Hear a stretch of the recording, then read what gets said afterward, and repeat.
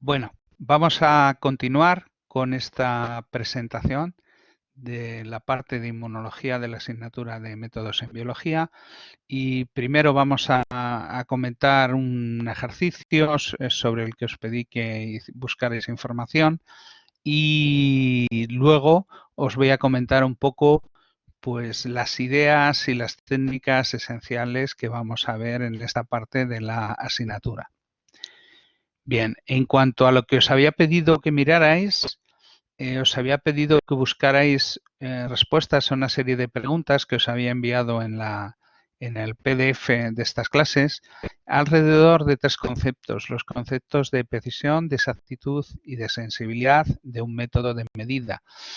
Y en este caso, pues al ir dando los distintos temas, pues iremos viendo cómo eso se puede concretar en las distintas inmunotécnicas. Bueno, esta era la primera batería de preguntas. La primera es, ¿qué es precisión? En el contexto se entiende de una técnica de medida, ¿no? Venga, responderme algo, ¿qué es precisión? En el chat, de manera sencilla, que alguien se atreva. Venga, animaros. Grado de similitud entre distintas medidas, ¿no? Entre dos medidas, varias medidas, correcto. Es decir, si medimos varias veces lo mismo, ¿cómo de similares salen las medidas? Ya veremos que eso pueden ser similares, pero pueden, por ejemplo, no ser exactas, no ser incluso, digamos, un valor del cual nos podamos tomar por verdadero, ¿vale? Aunque den parecido varias veces. Pero desde luego, si no dan parecido, distintas medidas entre sí, lo que podemos tener claro es que no son fiables, ¿vale? Decirme, a ver si habéis encontrado algún sinónimo de precisión en las técnicas. Fiabilidad, repetitividad, resultados similares, sí. Esto tendría que ver con lo que os decía, ¿no? Si hacemos varias veces, sale lo mismo. Y eso lo que nos transmite es que una vez que medimos algo, dices, bueno, si lo vuelvo a medir, puedo estar tranquilo de que me va a dar algo parecido. Eso es la fiabilidad o la reproducibilidad, ¿vale? Que es algo muy importante, porque si una medida no es reproducible, pues vamos a medir de otra manera, ¿no? Bien. ¿Cómo podríamos cuantificar la precisión experimentalmente? ¿De qué manera? Venga, ya estamos adelantándonos. Midiendo varias veces. Bien, vale, perfecto. Midiendo varias veces y viendo cómo se parecen esas medidas. Y eso matemáticamente alguien ya ha respondido con el coeficiente de variación. Es decir, podemos matemáticamente coger varias medidas, hacer la media, hallar la desviación, ver qué relación tienen y bueno, y de esa manera pues lo cuantificamos, ¿no? La medida, vamos a ver ahora las respuestas a esta diapositiva, ¿no? Eh, la medida que normalmente utilizamos para medir la precisión se llama coeficiente de variación y es igual a la desviación estándar partido por la media y multiplicado, me falta aquí poner, y multiplicado por 100 porque se suele poner en porcentaje, ¿no? Sería una medida del error relativo, pero en porcentaje, ¿no? Bien, vamos a pasar al siguiente concepto importante, exactitud. ¿Cuál sería, cómo podríamos definir la exactitud de un método de medida? Bien, bien. La similitud, ¿no? Entre lo que medimos y el valor que tendría que salir. Ahora, ahí la cuestión es, ¿cómo sabemos lo que tendría que salir? ¿Cómo sabemos cuál es el valor el valor real? Las definiciones que habéis dado de exactitud están bien. A ver, bien, con un control, pero ¿cómo sabemos cuánto mide el control? Con un patrón. Esa sería... Vamos a tener fundamentalmente dos maneras de medir la exactitud o estimar la exactitud. Una es con un método patrón que sea más fiable del que tenemos. Luego pondremos un ejemplo. Y otra manera es, vamos a hacer una curva. Dices, no tengo un método de referencia, pero por ejemplo, si yo sé que estoy midiendo la concentración de algo, yo sé que si lo diluyo a un volumen doble, la concentración tiene que bajar a la mitad. Y si no me sale la mitad, o es que he hecho mal la dilución, o es que la medida no está siendo exacta, ¿no? No me está dando el valor que me tiene que dar. ¿Vale? Entonces tendríamos esas dos maneras de conocer el valor real. Una, utilizar un método de referencia, que a lo mejor es más caro o más costoso que el que se hace rutinariamente. Dos, a partir de una muestra, hacer diluciones seriadas e ir comprobando que lo que vamos midiendo nos va saliendo exactamente la mitad de la dilución de la que hemos partido. ¿Vale? ¿Y esto matemáticamente cómo podríamos cuantificar la exactitud? ¿Qué habéis visto al respecto? Por ejemplo, si hacemos una curva patrón, ¿cómo podríamos ver si las medidas que realizamos en las diluciones se ajustan a una recta? Bien, un coeficiente de correlación de Pearson. Esa sería una manera de hacerlo. ¿Y sinónimos de exactitud?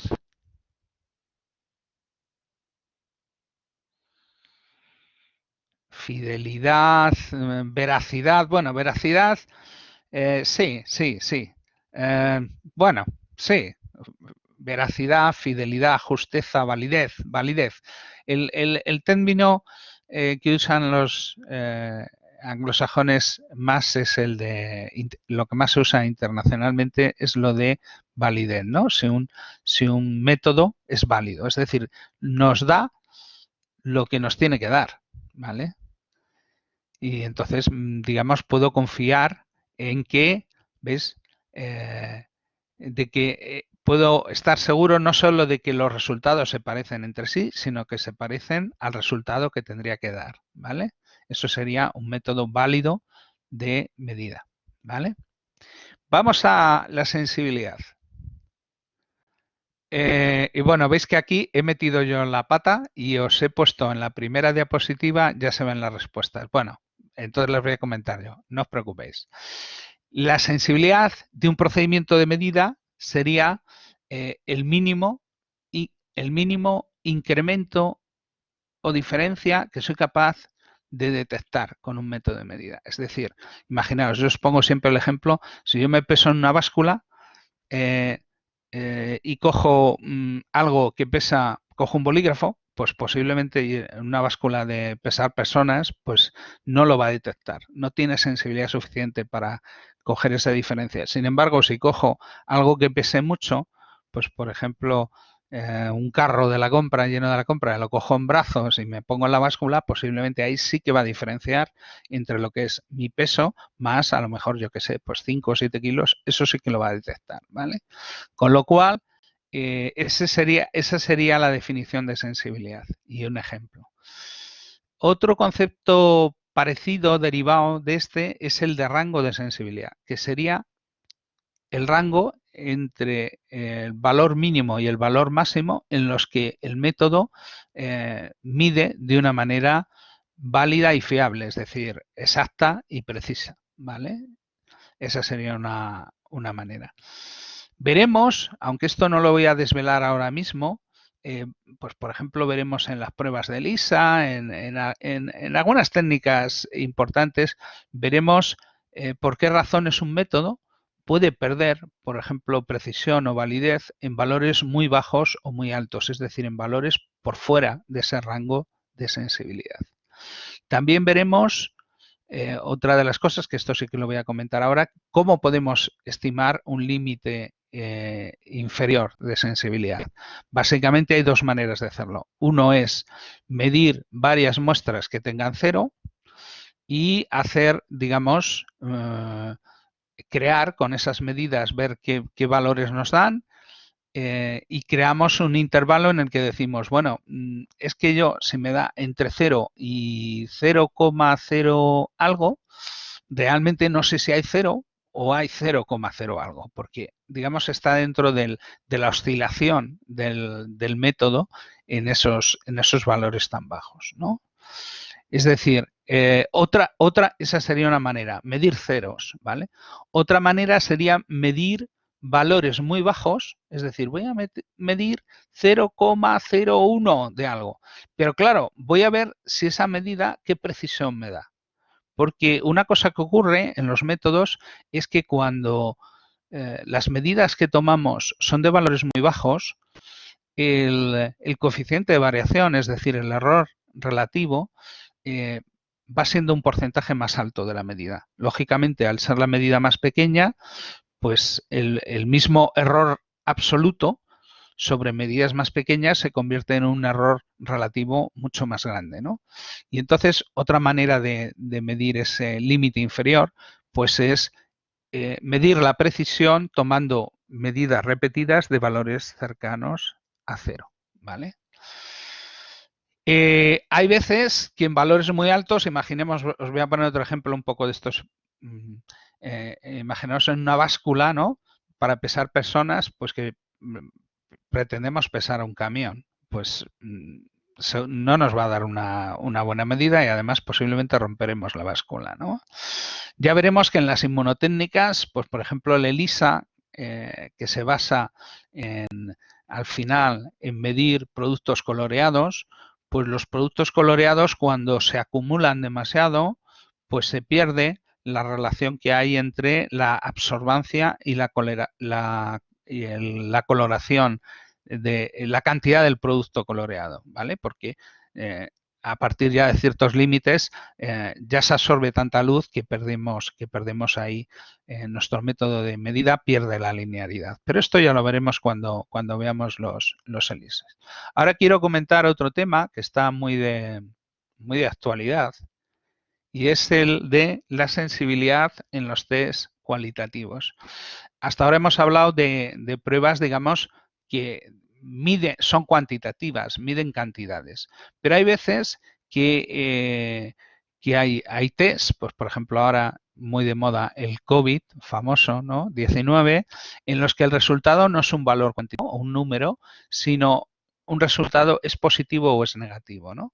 Esto, claro, lógicamente lo hacemos vamos a tomar por positivo cuando nos dé algo que esté por encima de un valor umbral, ¿no? Entonces, ¿qué es lo que hacemos en estos casos? ¿Cómo podemos ver la sensibilidad por ejemplo, de un test rápido con respecto a un test, digamos, más exacto, más preciso, lo que llamaríamos el gold estándar, el método patrón, el patrón de oro, ¿no? Pues tendremos que comparar los dos métodos. Tendremos que comparar el método más fiable y el menos. Y, por ejemplo, lo que ha pasado ahora, sabéis que ha sido noticia, pues creo que fue ayer, tuvo bastante revuelo porque los test que habían llegado a España desde China, pues no eran fiables, tienen baja sensibilidad, sobre todo, y especificidad, bueno, pues la especificidad no tan baja, pero bueno. Y voy a comentaros sobre este tema que yo creo que es de bastante actualidad. Ahora mismo, pues empezó con esta epidemia del COVID, se empezó a detectar la positividad de la infección con pruebas de PCR, es decir, de amplificación a partir de RNAs virales, hacer copia en DNA y amplificación de ese DNA. Y de esa manera, pues podemos medir la presencia de los ácidos nucleicos del virus, pues por ejemplo, en fluidos biológicos, normalmente secreciones mucosas, que es donde el virus pues tiene más, digamos, más presencia, más concentración, ¿no? Estas pruebas se ha visto que son fiables. Son las pruebas de PCR, cuando conocemos la secuencia que queremos amplificar, se pueden desarrollar lo que es el desarrollo de la prueba es rápido, pero son complejas de usar, tenemos que hacer reacciones de PCR y en este caso el fallo que tenían estas técnicas de PCR, pues que a veces dan falsos negativos, porque a lo mejor estamos amplificando regiones del virus pues que a lo mejor pues no se amplifican bien o que varían en unas variantes del virus. Bueno, puede haber distintos problemas.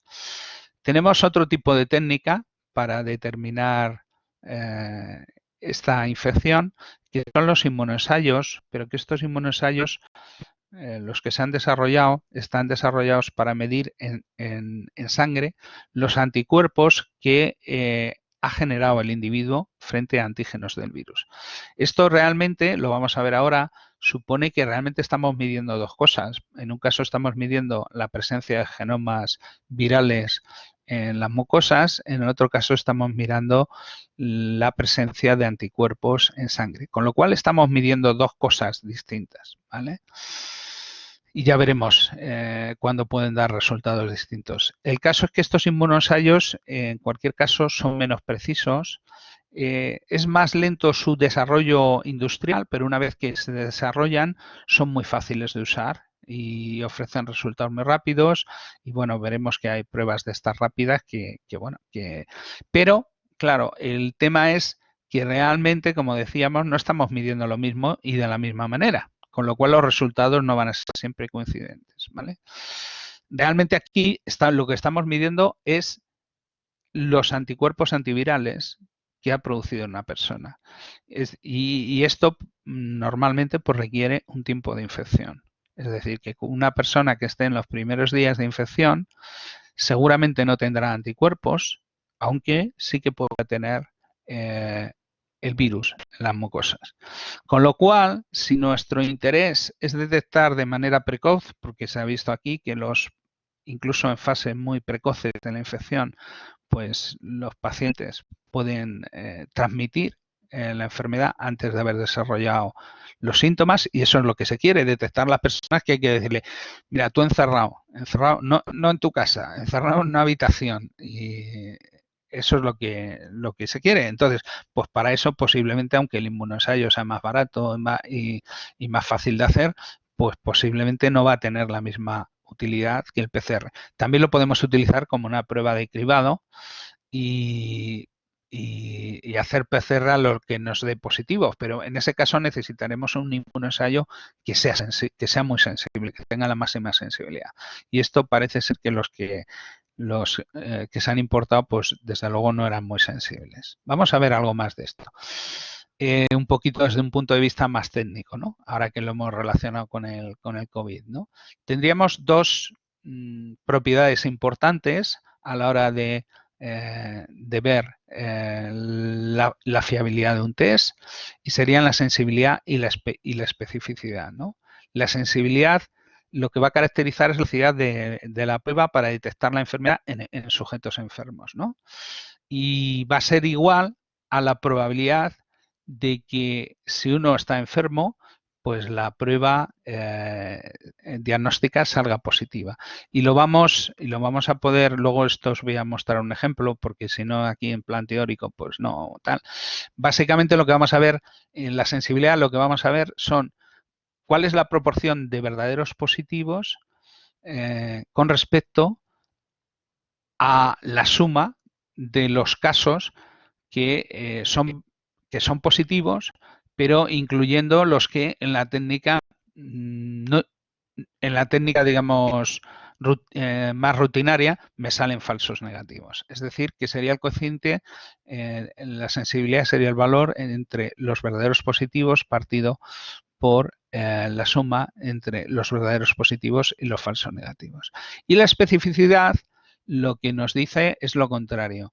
Es decir, lo que nos dice es la probabilidad de que si una persona está sana, la prueba sea negativa, que no es exactamente 1, porque puede ser un poquito inferior, ¿no? Serán valores que si la prueba es buena, pues se acercarán al 100%, pero quedarán un poquito por debajo. Y lo vamos a detectar haciendo un cociente entre los verdaderos negativos, partiéndolo por los verdaderos negativos más los falsos positivos que se hayan producido en nuestra técnica. Bien, el problema que ha habido en estos últimos días es que las pruebas rápidas, pues, que teóricamente, si tú veías los pacientes que te iban a las urgencias, pues te salía que un 80%, un 84% estaban siendo positivos para la PCR del COVID, utilizando esos test. El porcentaje de positividades que salía era del 30%, ¿no? Con lo cual, si comparamos una cosa con la otra, pues nos damos inmediatamente cuenta de que la metodología PCR era mucho más sensible que estos inmunoensayos, digamos, un poco de dudosa calidad o de dudosa sensibilidad, ¿no? Bien, aquí tenemos, estos son datos de un inmunoensayo, no es el inmunoensayo que ha dado los problemas. Veréis que este inmunoensayo pues es un inmunoensayo para antígenos del COVID-19, pero veis que salen pues unos resultados de sensibilidad pues claro, sensibilidad relativa a cuando un 100% de los casos que se estudian aquí tenemos los datos que nos daría la PCR, ¿no? Veis que tenemos aquí casos por PCR positivos 37 que coinciden con 37 positivos en el inmunoensayo y un caso de PCR que da negativo que da positivo en la PCR, pero da negativo en el. Espera, voy a activar la manita esta para que se vea. Este sería el caso que dando positivo en la PCR da negativo en el inmunoensayo. Y luego, por otro lado, tenemos una serie de casos que dan negativos en la PCR. Veis que tenemos 142 que dan negativos en la PCR y en el inmunoensayo, es decir, coincide de 143 veces, coincide 142. Y hay otro que daba negativo en la PCR, pero da positivo en el inmunoensayo.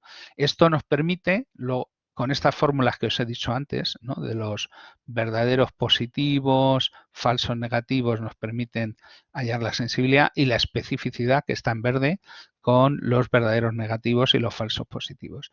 Y esto nos permite realizar, digamos, calcular la sensibilidad y la especificidad. Aquí tenemos la sensibilidad que sería del 97%, la especificidad del 95%, perdón, del 99,3%, y luego tenemos aquí la veracidad, que sería habíamos dicho, un sinónimo de realmente de lo seguros que podemos estar de que si nos ha salido un resultado, ese resultado es el que tiene que salir, ¿no? Que si es un positivo, es un positivo, y si es un negativo, es un negativo. Y que realmente, bueno, luego comentaremos algo de ello. Quiero que veáis que además este test, por ejemplo, no solo mide IgGs contra antígenos de COVID, sino que mide también otro tipo de anticuerpo. Esto ya veremos, la IgM, ¿vale? Pero fijaros que en la IgM, mientras los resultados de IgG pues daban muy altos, sí, Ángela,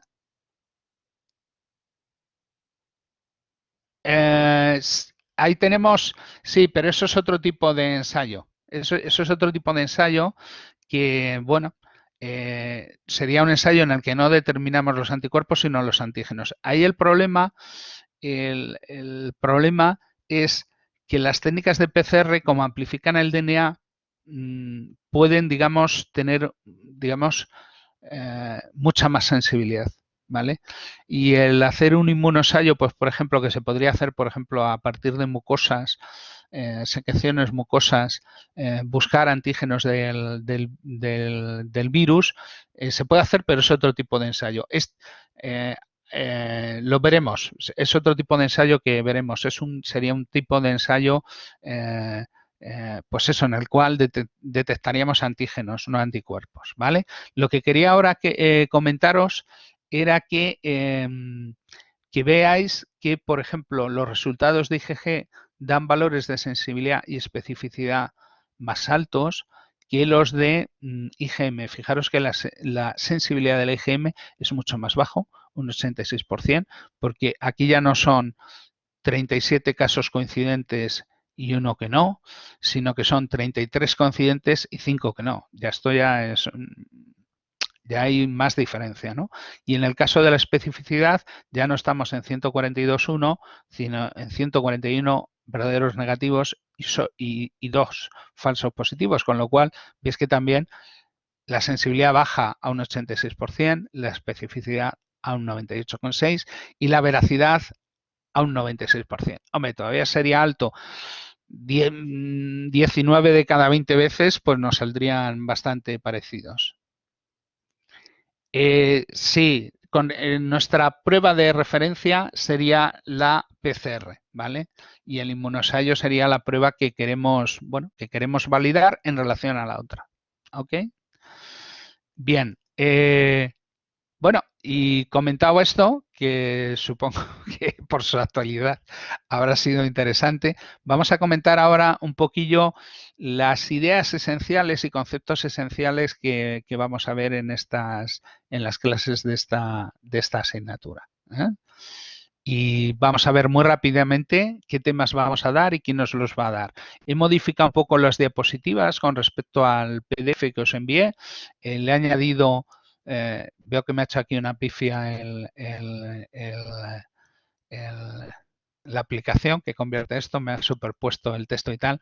Pero bueno, lo primero, el primer tema que veremos, que empezaremos, si todo va bien, si conseguimos que la red nos aguante las videoconferencias bien, será el tema de producción de anticuerpos, que os lo voy a enviar. Hoy mismo os lo envío para que os lo miréis y el lunes tendremos una clase. Ahora mismo no me acuerdo si la clase que tenemos el lunes es a las 12 o a la 1. Lo haremos a la hora que estaba estipulado en el horario, ¿vale? Yo os la convocaré y os enviaré un email, ¿vale?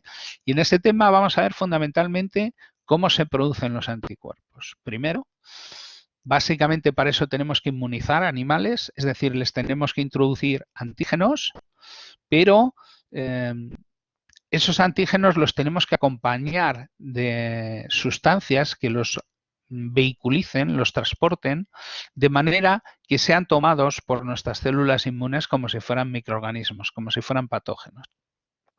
Y de esa manera se va a producir una respuesta de producción de anticuerpos. Esto es lo primero que veremos en ese tema.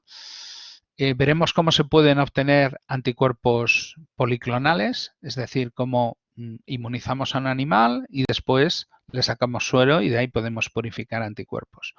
O lo que es mejor desde un punto de vista de aplicación farmacológica, los métodos de producción de anticuerpos monoclonales, es decir, anticuerpos que estén originados, que sean todos la misma molécula, que estén originados solo a partir de un tipo celular, a partir de un solo clon, por eso se llaman monoclonal, un clon, ¿vale? Y luego ya veremos que esos anticuerpos se pueden, para su uso farmacéutico, pues hay anticuerpos murinos, otros que se llaman quiméricos, en los cuales se sustituye la parte del anticuerpo que une el antígeno, sigue siendo de ratón, pero el resto de la molécula se sustituye por una molécula humana y esto se hace para que provoquen menos reacciones de hipersensibilidad en los pacientes. Luego veremos ya los anticuerpos humanizados, que es cuando ya casi todo el anticuerpo tiene secuencias humanas, y luego lo que son anticuerpos completamente humanos, que son anticuerpos que se han generado a partir de genes humanos y por lo tanto pues son más, digamos, van a generar menos inmunogenicidad, menos reacciones en el paciente al que estemos tratando con esos anticuerpos, ¿vale? Luego también veremos una serie de técnicas en las que podemos usar anticuerpos para medir, como son la inmunofluorescencia, la inmunoquímica, Bueno, veremos distintas maneras de marcar los anticuerpos, distintos tipos de ensayos que podemos hacer. Bueno, aquí tenéis, por ejemplo, esto es lo que habéis preguntado antes, que si podríamos hacer un test que detectara, por ejemplo, imaginaos el punto rojo fuera un antígeno del COVID y nosotros, estos serían los anticuerpos suero y esto detectaríamos, lo que detectaríamos es la seropositividad, es decir, si la persona tiene anticuerpos frente a ese antígeno. Pero podríamos hacer un ensayo también en el cual, por ejemplo, detectáramos la presencia de la proteína del COVID, ¿vale? Y la midiéramos, por ejemplo, mediante un ensayo de ELISA. Y bueno, este será un tema. También veremos la citometría de flujo, que lo hemos empezado a ver en los seminarios, que utiliza anticuerpos marcados fluorescentemente para, digamos, para estudiar tipos celulares. También podemos utilizar los anticuerpos, habíamos dicho, como nanoherramientas, es decir, como herramientas que se van a unir a las moléculas de antígeno y nos van a permitir, o bien, por un lado, purificar moléculas, o bien purificar células que te expresen o no expresen en su superficie celular ciertas moléculas, ¿vale? Entonces, bueno, ya veremos, dentro de estas metodologías habrá un tema, primero yo os contaré un poquito general, pero luego hay otro profesor, Jorge Monserrat, que todavía no le conocéis, que os dará, digamos, un tema sobre metodologías de separación de células y veremos que hay unas que se basan las técnicas de FACS, que sería Fluorescence Activated Cell Sorting, separación celular activada por fluorescencia, que lo que hacemos es marcar las células fluorescentemente, las medimos en un citómetro y cuando el citómetro detecta que pasa una célula con unas características que nos interesa separar, lo que hacemos es cargar este líquido eléctricamente.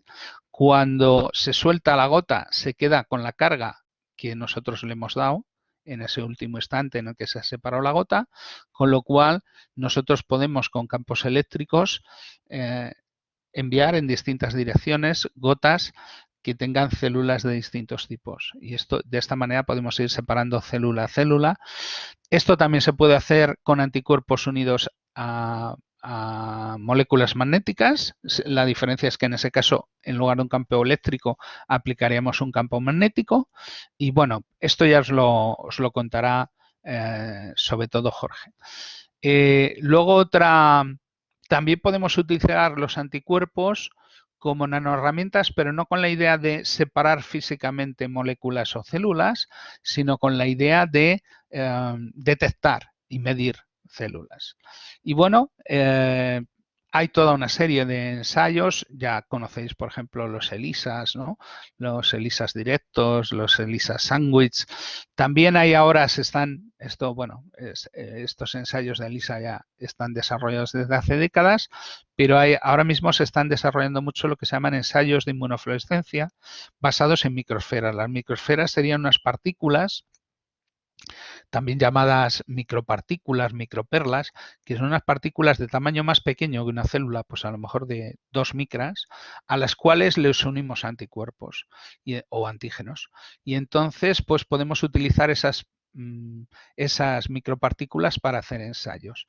De hecho, estas pruebas rápidas de las que hablábamos para detectar anticuerpos contra el COVID se basan en ese principio, ¿no? Combinan, por un lado, lo que serían las microesferas, microesferas en este caso que están, por un lado, tienen color y si se juntan mucho podremos ver el color y por otro lado, esas microesferas están recubiertas de un antígeno del COVID, que es muy inmunogénico y se sabe que los pacientes desarrollan anticuerpos contra ese antígeno, ¿vale? Entonces, ¿qué es lo que hacemos? Sacamos un poquito con una lanceta, ya os enseñaré el procedimiento, se saca una pequeña gotita de sangre, esa pequeña gotita de sangre se pone en la cassette esta, Después le añadimos una solución tampón para que arrastre, para que produzca una especie de cromatografía, ¿no?, de arrastre, en la cual vamos a arrastrar los anticuerpos que contenga esta sangre.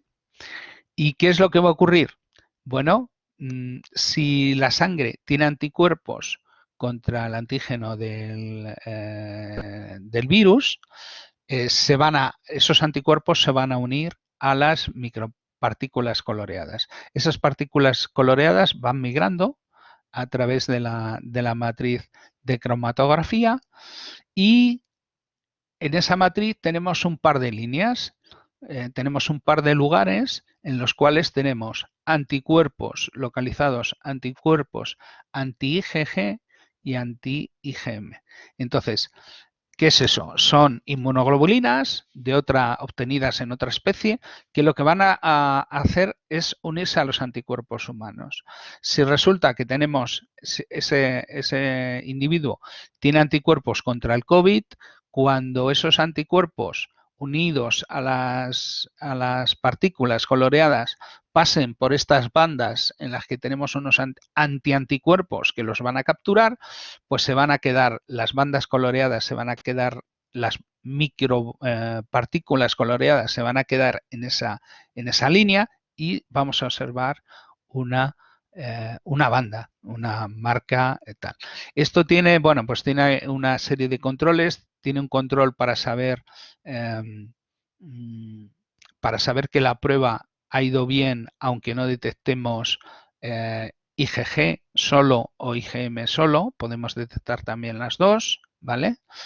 Y también ese control, ¿para qué nos sirve? Pues para detectar, si no hay control, es que algo se ha hecho mal en la prueba. Si hay control, puede salir o bien que solo control sería un resultado negativo, puede ocurrir que haya control y sea IgG positivo, que haya control y que sea IgM negativo o que sea, positivo o que haya positividad para los dos tipos de anticuerpos. Y bueno, esto, claro, la cuestión es, la idea del test es buena, pero del inmunoensayo, pero tienen que cumplir unas normas y esto es lo que parece que nos, digamos, tomaron un poco el pelo al gobierno al vender unos test pues que se han puesto a usarlos en los hospitales y han visto que no funcionaban, ¿no? Bien, como os decía, hay un tema que ya dedicaremos específicamente al tema de la separación celular, que ya hemos comentado dos métodos de separación muy sofisticados, la separación inmunomagnética y el sorting. Hay un tercer método en el que alguno mostrasteis en las respuestas a cuestionarios, preguntasteis qué era lo de las inmunoresetas. Mirad, una inmunoreseta es simplemente un procedimiento en el que lo que hacemos es unir anticuerpos a hematíes de ratón. Les unimos anticuerpos. Y entonces, esos hematíes con los anticuerpos se van a unir a células que tengan el antígeno, van a aumentar su densidad y van a hacer que esas células las podamos separar por medio de centrifugación en gradiente de densidad. Y bueno, es una técnica que utiliza anticuerpos, pero es, digamos, pues es económica, es más fácil de hacer que, bueno, más barata que otras técnicas alternativas como el sorting o la separación inmunomagnética. ¿Qué más? Luego también veremos cosas sobre estudio, caracterización de la función y la frecuencia celular, veremos cosas sobre inmunofenotipo. Esto lo vamos a ver fundamentalmente en los seminarios de la asignatura, ¿no? Ya os he dado un primer seminario, os daremos otros dos seminarios más que realmente, pues, más o menos van a dar, en esos seminarios os vamos a dar pues este tema, ¿no? Luego también, si nos da tiempo, veremos técnicas modernas e interesantes para poder detectar, por ejemplo, a las células B o a las células T, que son antígeno específicas, que están respondiendo frente a un determinado patógeno, ¿vale? También veremos alguna técnica para estudiar fagocitosis y citotoxicidad celular, es decir, cómo unas células como las células natural killer o los linfocitos T citotóxicos, pues son capaces de matar a otras células, pues por ejemplo, células tumorales. Luego veremos, algunos habéis preguntado, bueno, lo preguntasteis mucho al ver esto, que para qué servía el ELISpot. Pues el ELISpot, aquí lo tenéis en el título de este tema, sirve para medir la frecuencia de las células que secretan una determinada molécula, ¿vale? Por ejemplo, lo podemos utilizar para detectar qué células son las que producen una determinada citocina o que producen un anticuerpo contra un determinado antígeno, ¿vale? Esto, bueno, ya profundizaremos un poquito cuando demos este tema. Y hay otra técnica también, además del ELISpot, otra técnica de citometría de flujo que se llama una técnica de staining intracelular, que nos permite marcar proteínas dentro de las células y de esa manera pues podemos saber qué proporción de, pues por ejemplo, de una población de linfocitos T, pues son capaces de producir una determinada citocina, como la interleucina 2 o el interferón gamma.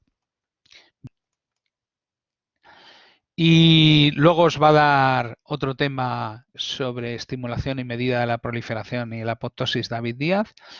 Os va a dar pues una serie de maneras que hay pues para medir la proliferación de los linfocitos T y B. Cuando reconocen antígenos proliferan, sufren lo que se llama una proliferación clonal.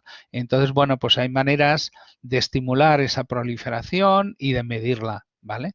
Y de estas cosas os contará David. Hay una molécula que es muy interesante, que es lo que se llama el carboxifluoresteín diacetato succinimidil éster, que es una molécula con la cual nosotros marcamos las células y cada vez que la célula se divida se va a quedar con la mitad de ese marcaje fluorescente, con lo cual midiendo ese marcaje fluorescente podemos saber cuál es el número de veces que una célula se ha dividido desde el momento en el que la marcamos con esa sustancia. Y David os contará pues esas y otras técnicas para medir crecimiento y también técnicas para medir células que sufren apoptosis, ¿vale? Y bueno, en las prácticas teníamos previsto haber hecho algún marcaje de antígenos y haber hecho algún estudio de células apoptóticas. Ya veremos, a ver, porque claro, como no sabemos si vamos a estar parados 2 semanas o incluso pues puede que sean más, pues quién sabe. Pero bueno, esa era un poco la idea original, que esto lo tratáramos también. Y luego también tenemos finalmente un tema para que realmente lo que hace son las pruebas que se utilizan para reconocer las distintas reacciones de hipersensibilidad, ¿no? Unas serían las pruebas que a lo mejor muchos os habéis hecho sin problemas de alergias, ¿no? Que serían los pricks que te pican ahí en la piel y te introducen un alérgeno y si estás sensibilizado contra ese alérgeno, pues eso va a estimular a unas células que son los mastocitos que tienen la inmunoglobulina en su superficie y que van a liberar histamina y mediadores proinflamatorios y que van a producir una reacción cutánea pues inmediata, en tiempo de minutos. Esa sería la hipersensibilidad tipo 1 o inmediata porque es muy rápida. Luego hay otro tipo de reacción de hipersensibilidad que sería una reactividad frente a azúcares de grupos sanguíneos distintos. Por ejemplo, esto es lo que se estudia cuando te hacen una prueba a ver qué grupo sanguíneo tienes, ¿vale? Y básicamente este tipo de hipersensibilidad se debe a una serie de anticuerpos que se llaman anticuerpos naturales que no requieren una inmunización previa porque lo que hacemos es producir anticuerpos contra azúcares que no encontramos en nuestro organismo. Con lo cual, aunque nunca hayan transfundido, por ejemplo, si somos A, nunca nos han transfundido B, es decir, nunca hemos estado en contacto contacto con ese tipo de azúcar, pero vamos a tener anticuerpos. Y en este caso, lo que se va a producir son reacciones de hemoaglutinación, porque los hematíes tienen esos antígenos de los grupos sanguíneos, y se va a producir también hemólisis por complemento. Y esto, bueno, pues esto es un problema para cuando se hacen transfusiones, por eso hay que tener cuidado con la compatibilidad de los grupos sanguíneos.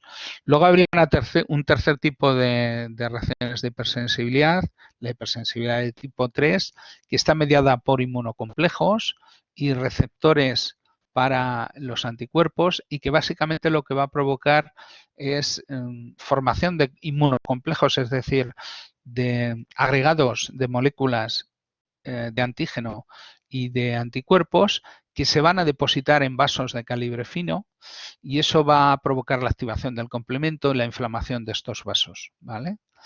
Se producen algunas patologías autoinmunes como el lupus, también el pulmón de granjero. Y luego tendríamos la hipersensibilidad tipo 4, que sería se llama, si la 1 era la inmediata, esta es la que se llama la retardada, ¿no? La que más tarda. Y tarda más porque en esta participan células T memoria y células fagocíticas, y entonces pues realmente pues puede tardar entre 1 y 3 días, ¿no? Desde que inyectamos el estímulo. Pues, por ejemplo, esto se hace para ver si una persona está sensibilizada contra antígenos del Mycobacterium tuberculosis, ¿no? Se hace con tuberculina, se inyecta en un prick intradérmico, se inocula un poquito de esta proteína y se espera, hay que esperar no minutos, sino unos días para ver si se produce esta reacción. Y con esto, pues más o menos hemos completado lo que vamos a ver en esta parte de la asignatura. Esto es una figura que realmente es de un estudio acerca de estas propiedades de las que hemos hablado tanto, acerca de la precisión y la exactitud y la sensibilidad de métodos, en este caso de métodos para medir la concentración celular. Y entonces yo os voy a enviar por email, os voy a enviar una copia de esta figura acompañada de unas preguntas para que pues ya veremos, posiblemente para algún seminario de la próxima semana os plantearé así preguntas por el chat y lo vemos, ¿vale? Y entonces yo creo que ya ya llevamos 45 minutos, voy a apagar la grabación.